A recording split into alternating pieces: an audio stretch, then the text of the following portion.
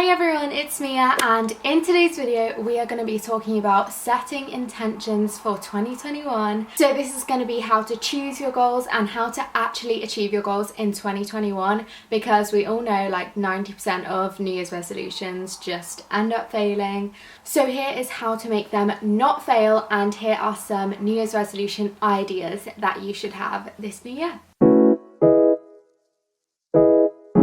I recently did a video on how to reflect on the past 2020 and how to let things go from that, and just things that you should do in preparation for the new year. So if you want to watch that, that will be linked in the description. So this is kind of a follow-on from that video. Also, I have now launched my Etsy business. It is called Dreamy Downloads, and it's all like downloadable and printable guides and worksheets on loads of different topics to do with improving your life. So I have got a New Year guide in collaboration with this YouTube video, and the first guide is completely free, so you can download it and like see what the guides and worksheets are kind of like before you want to like purchase the next ones. So yeah, this one is completely free. I'll leave a link in the description if you want to check that out. So it's going to be like basically this video but interactive, and you can write down everything about your goals. So that's really exciting. I will leave everything about my Etsy business down below, the Instagram for it,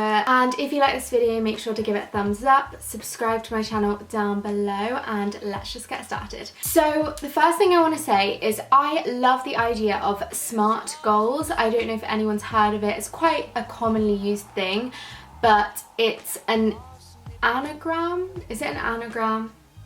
No, it's not an anagram. It's an acronym. So SMART stands for specific, measurable, attainable, relevant, and time-based. So I think the main reason that New Year's resolutions fail is because they're not specific enough and they're not measurable. They haven't got a time stamp on it.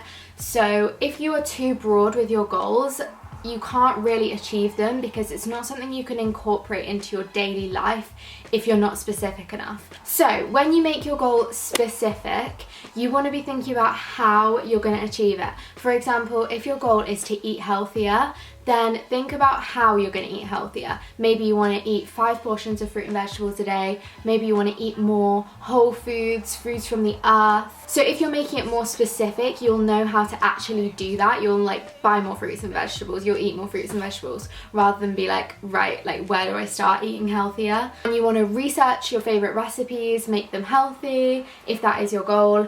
Obviously it doesn't have to be. I feel like so many New Year's resolutions are health and fitness based, and just know that you don't have to all of a sudden get really healthy because it's a new year, only if that is what would make you happy. Some more examples of making your goals specific. If you want to exercise more, then make yourself a goal of moving your body for 30 minutes twice a week, something like that. Or whatever works for you, like set a number of times a week. If you want to immerse yourself in nature more, then you could set yourself the goal of going for a 15-minute walk every single day outside.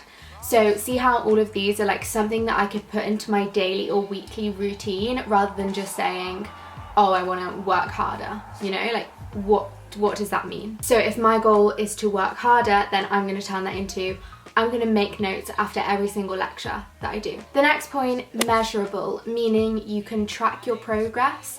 Now, I feel like sometimes this can get a little bit unhealthy and obsessive to measure your goals in like number terms. So I would really recommend steering away from things like calories and going more towards like that, how many portions of vegetables or something, how much of my food is like from the earth, like whole foods. And as for moving your body more, going for walks outside, things like that, you could have a little tick list. There's actually a goal tracker in my New Year guide if you want to click the link in the description. If you've got any goals to do with school or uni work, then you can track your progress by doing like little mini tests after each unit is complete, or even every week. Some of my modules for uni, we have a multiple choice quiz every single week to like revise basically, and I think that's a really good idea, and it's a really great way to track your progress. The next point, attainable. So you want to start off small. Say if you've never been to the gym before, don't set yourself a goal of like 5 times a week, because that's just unrealistic. Remember, you can always increase your goals if you're perfectly on track with them. I would just recommend starting off small, and also I feel like starting off small is just much more of a healthier mindset, and just that idea of striving for progress and not perfection. For example, if your goal is to save more money, then start off saying, I want to save £10 a week. If you've gone through a month of saving £10 a week every week and you've not struggled one bit, then up it to £20 a week. So just remember that the specific goals you set right at the start of the new year, that doesn't have to be your end goal for the whole of the year. It's just a starting point. The next point, relevant. So make these relevant to your life in terms of your priorities. You don't want to have loads and loads of goals, because you'll just lose track of them all. It's much easier to stick to top 3, top 5, because then I feel like you'll get your goals done to a higher quality. And the last point, time-based. So you can set a goal in terms of time in a week or time in a day. So for example, the 15-minute walk outside. Or you can say something like, in 3 months, I want to be at this point. So for example, I want to have this amount of money saved in 3 months. Or another example, if I was setting a goal to do with my YouTube channel, I might say, I'm aiming to have this amount of subscribers or this amount of average views on each video by this date. So that is a quick run through of what SMART goals are, and I think that is an amazing way to make your goals actually achievable and really like planning how you're going to do it. Now I'm going to go through like 4 categories of resolutions and some ideas for each one. So the first one is well-being, and this is everything to do with physical health, mental health, food, sleep, sports you might do. And I think this is the most widely used category of resolutions, and also the ones that can become a little bit damaging at times, just because of how toxic the whole health and fitness industry has become, and probably how it's always been, to be honest. And if you are thinking of setting a resolution in this area, my main tip would be to focus on how this is going to make you feel rather than how it's going to make you look. So I feel like a lot of people have body goals, and sometimes that can be a healthy thing, but sometimes not. So I think the best thing is to focus on your energy and like how you're going to feel so good from eating healthier and moving your body more. I saw this amazing post on Instagram, I shared it last night, and it says New Year's resolution on one side and then New Year's intention on the other side. So the first one says lose weight, but the actual intention you want to do rather than lose weight is to mend your relationship with your body. So this exercise really encourages you to think about why you're setting that resolution. The next one is save more money, but that gets turned into practice more intentional spending, which means really thinking about what you want and what you need. And I've got more about this in my next Etsy guide, which is all about budgeting and saving. Get excited for that. The next one is reduce my stress, but that gets turned into say no more often and allow for rest. So see how these are like getting the true meaning behind the resolution. And the last one is exercise every day, and that gets turned into tune into my body's signals and requests. So it's really thinking about what your body needs. The next category is self-development, and this is my favourite category and one that's probably been neglected in years before, because I feel like self-development is more prominent now more than ever. And what self-development means is things to do with self-love, healthy relationships, gratitude, spirituality, dismantling negative thought patterns and stereotypes you might have, dismantling your own biases in your head, improving your personal skills, focusing on yourself and not your judgment of others, and learning more about world issues. Now, the first point to make about these is they are hard to measure, because I think it's really hard to measure like self-progress in terms of your mind and how far it's come and how developed your thoughts are and your complex thoughts about the world. That is really hard to measure. But if you did want to measure it in a specific way, you could think about how much content you're engaging with on social media that's like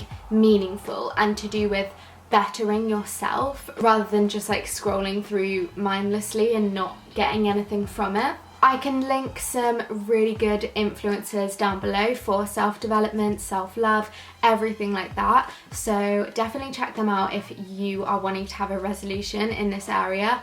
I think it's the best area to have a resolution in because it's just all about improving your life, improving your mind, just becoming the best version of yourself. I think self-love is the most important resolution at any point in your life, and a way that you can practice this is stop self-deprecating. I feel like that should be everyone's resolution, including mine. I mean, I feel like I've got to a point now where I really don't self-deprecate that often, but I'm sure I would catch myself at certain points doing that. I just think when you self-deprecate, you first of all put yourself down and make that your reality. Also, you're enforcing beauty standards by self-deprecating, and whoever's around you absorbs that information, and whoever's around you will think, oh, they think that about their self, maybe I should think that. So I think if everyone stopped self-deprecating, beauty standards would literally be out the window and everyone would be so much happier.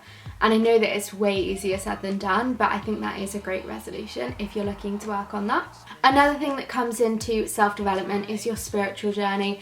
I have recently started my spiritual journey only this year, and I am just enjoying it so much. And basically what this means is learning about energies in the universe, energies within yourself, connections to the moon, how the stars in the galaxy connect to real life, crystals, the power of crystals and healing, the power of living in the moment and meditation. Everything to do with that is what spirituality means to me. Anyway, that's like my interpretation of it at the moment, and I'm only at the start of my spiritual journey, but I found that it's just brought so much positivity into my life. And it's not all about being completely positive every second of the day, but I think spirituality helps people become more positive and deal with the negatives at the same time. As I'm starting my spiritual journey, all of my Etsy guides will have a little bit of spirituality in there.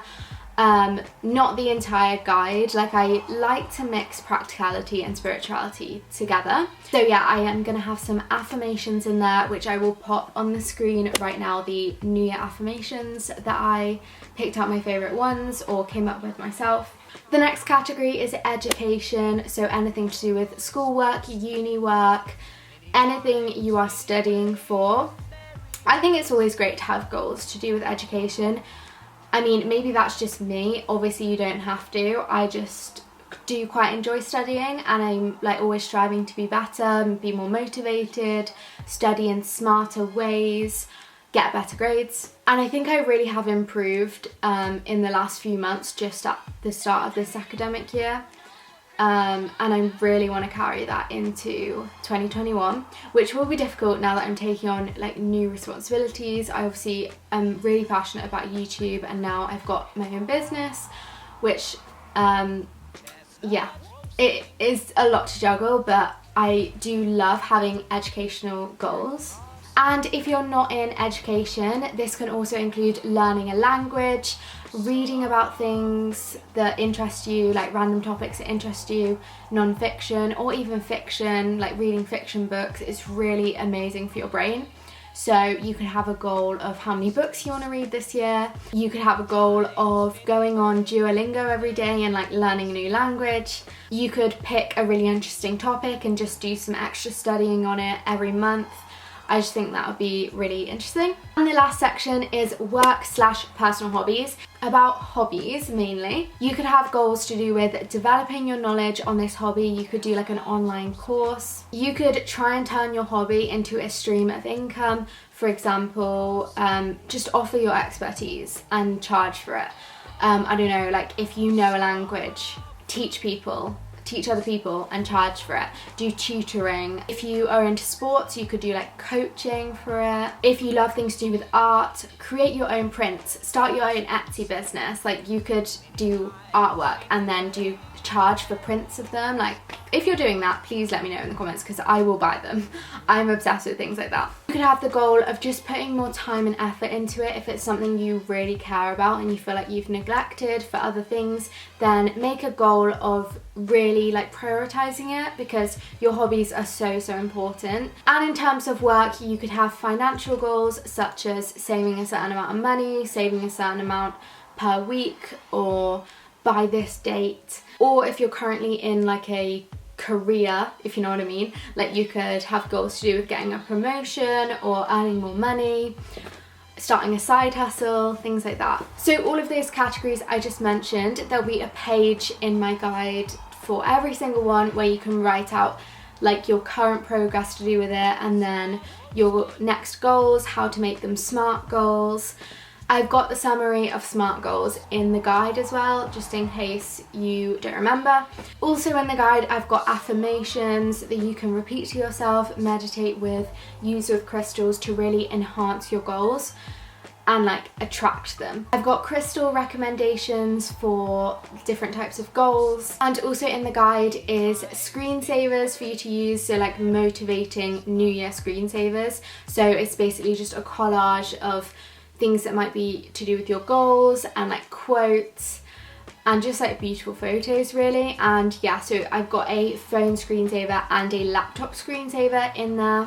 And yeah, that is everything. If you do download the guide, thank you so much for supporting me, and make sure to follow my Instagram and the Etsy account so that you don't miss the next guides. If you like this video, make sure to give it a thumbs up, subscribe to my channel down below. Everything I've mentioned will be linked in the description. Thank you so much for watching. Have a beautiful day and happy goal setting. Bye!